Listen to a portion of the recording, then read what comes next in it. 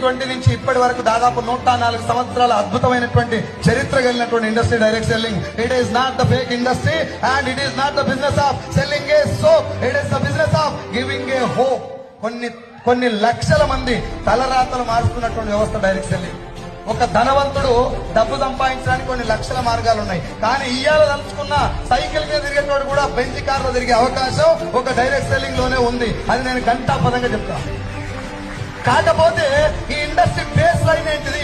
ఎందుకు ప్రపంచవ్యాప్తంగా ఒక ఐఏఎస్ ఆఫీసర్ కూడా ఉద్యోగాన్ని రిజైన్ చేసి వచ్చిండు? ఎందుకు ప్రపంచవ్యాప్తంగా ఆయమ్మ దగ్గర నుంచి మొదలు పెడితే ఇళ్లలో పనిచేసే పని మనిషి కూడా ₹1,00,000 వచ్చే అవకాశం ఇలా ఎట్లా ఉన్నది?